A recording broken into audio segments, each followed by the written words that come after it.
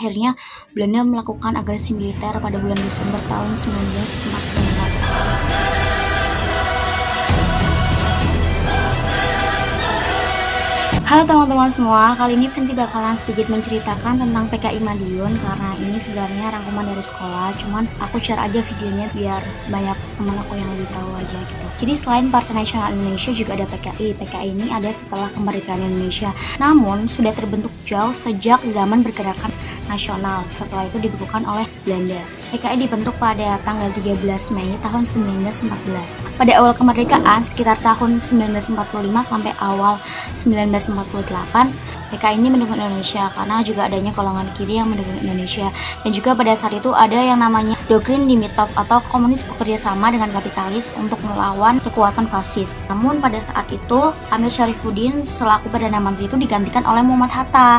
Nah di situ Amir Syarifuddin sakit hati teman-teman, akhirnya dia itu mendirikan FDR atau Federasi Demokrasi Rakyat. Golongan kiri terlempar dari pemerintahan Indonesia. Nah di situ PKI akhirnya juga keluar dan akhirnya bergabung dengan FDR dan partai-partai lainnya. PKI itu diketuai oleh Musso. Setelah itu Musso mengatakan jika doktrin Dimitrov diganti dengan doktrin Zhdanov seperti ini tulisannya, yaitu doktrin yang menyatakan jika komunis bekerjasama dengan nasionalis progresif dalam melawan kekuatan kapitalis borjuis. Musso juga melakukan pengecaman kepada pemerintahan Indonesia dengan memberikan pernyataan-pernyataan yang mendukung Uni Soviet atau komunis.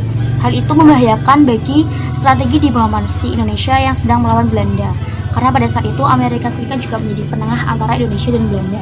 PKI juga menarik beberapa buruh tani untuk melakukan mogok kerja, dan juga mereka mencari kekuatan bersenjata untuk menjadi tameng dari mereka atau menjadi anggota dari PKI itu sendiri. Karena PKI banyak melakukan upaya-upaya, akhirnya pemerintah Indonesia merasa agak kesulitan nih.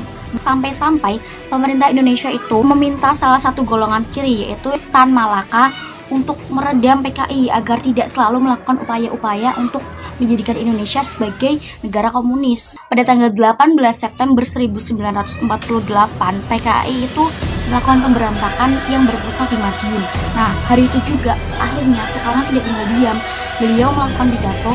Beliau menyuarakan agar masyarakat Indonesia itu tidak membela PKI dan agar masyarakat Indonesia tetap berjuang demi kemerdekaan Indonesia.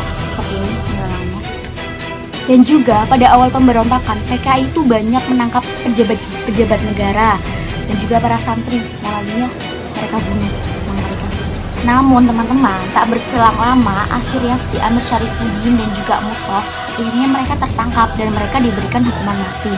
Namun nih ya, yang bikin rada ngeri itu ya, anggota PKI muda lainnya seperti Aidit dan juga Lukman, mereka itu berhasil kabur ya, namanya mereka akan melakukan pergerakan PKI lagi yang akan menjadi cikal bakal G30 SPKI. Oke teman-teman, jadi hal terpenting dari peristiwa PKI itu yang pertama, semakin menguatnya Tentara Nasional Indonesia dalam menghadapi berbagai ancaman atau agresi yang datang di Indonesia. Dan di situ tentara Indonesia dilatih untuk menjadi lebih sigap lagi. Yang kedua, berbagai laskar atau kekuatan bersenjata liar itu dibubarkan. Karena kan kita tahu selain Partai Komunis Indonesia pasti ada partai-partai lain atau organisasi-organisasi lain yang juga ingin menjadikan Indonesia bersatu.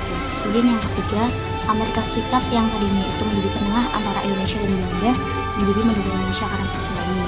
Yang kemudian dampak buruknya, banyak sekali korban yang berjatuhan dalam peristiwa ini, oleh karena itu menjadi celah bagi Indonesia. Akhirnya Belanda melakukan agresi militer pada bulan Desember tahun 1948. Oke, mungkin cukup sekian dari Fenty.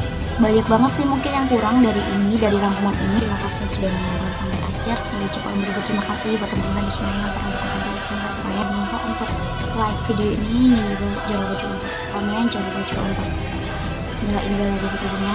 Ya, insya Allah deh kalau ada yang buat video ini. Juga mohon maaf kalau misalkan ada beberapa yang salah, karena kan juga masih belajar seperti teman-teman semua. See you next time.